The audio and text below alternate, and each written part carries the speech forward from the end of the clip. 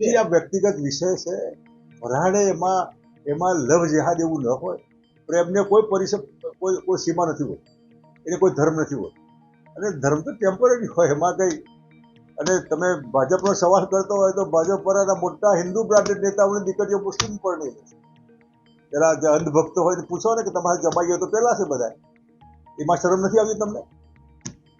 વિશ્વમાં એક તરફ યુદ્ધની પરિસ્થિતિ, બીજી બાજુ દેશભરમાં આપણે યુદ્ધના કારણે જે ગેસની અછત છે, સામાન્ય માણસ પરેશાન થઈ રહ્યા છે, ધંધાકારીઓ પરેશાન થઈ રહ્યા છે, બધું જ અત્યારે દેશ દુનિયામાં અલગ અલગ ચાલી રહ્યું છે. બધાની વચ્ચે ગુજરાતમાં શું ચાલી રહ્યું છે?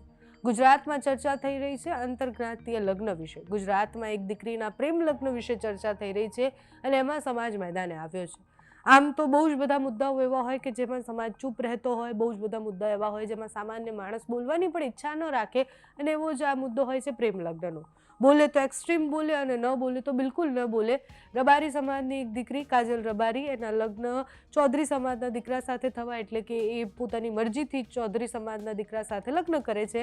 એના પછી રબારી સમાજ અત્યારે મેદાને આવ્યો છે કે અમે અમારી દીકરીને પાછા લઈને આવીશું અને અમે અમારી દીકરીના રબારી સમાજમાં લગ્ન કરાવીશું, એવું ઠાકરસિંહ રબારીનું કહેવું છે.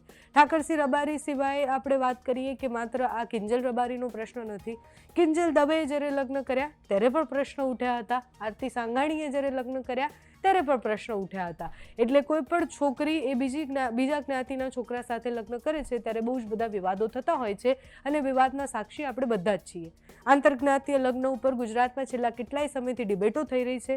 એક આખું બિલ જે છે એના ઉપર પસાર કરવામાં આવ્યું કે લગ્ન નોંધણીનો જે કાયદો છે એ કાયદામાં બદલાવ આવવો જોઈએ. દીકરીને કે દીકરાને લગ્ન કરવા છે, નોંધણી કરાવવા જાય છે તો માતા પિતાની પરમિશન હોવી જોઈએ. આ બધી જ વાત થઈ વિધાનસભામાં. એના વિષય પર ઘણી બધી ચર્ચાઓ પણ થઈ.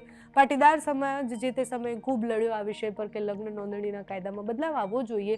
અને અત્યારે આપણે કિંજલ રબારીના કેસમાં જોઈ રહ્યા છીએ કે ઘટનાઓ શું બની રહી છે. આ આંતરજ્ઞાતીય લગ્નના વિષય પર શંકરસિંહ બાપુનું એક નિવેદન સામે આવ્યું છે, જેમાં એ હસતા હસતા એવું કહી રહ્યા છે કે આ તો ગૌણ મુદ્દો છે.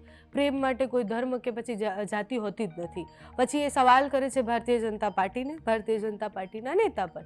એવું કહી રહ્યા છે કે જે સનાતનની વાત કરતા હોય છે, જે હિન્દુ ધર્મને બચાવવાની વાત કરતા હોય છે, એ ભારતીય જનતા પાર્ટીના નેતાઓને પૂછો કે એમના ત્યાં કેટલા મુસ્લિમ જમાઈઓ છે.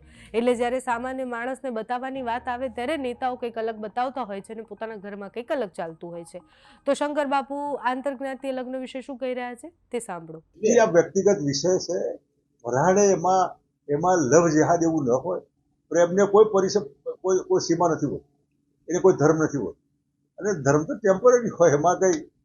અને તમે ભાજપનો સવાલ કરતો હોય તો ભાજપ પરના મોટા હિન્દુ બ્રાન્ડેડ નેતાઓની દીકરીઓ મુસ્લિમ પણ નહીં.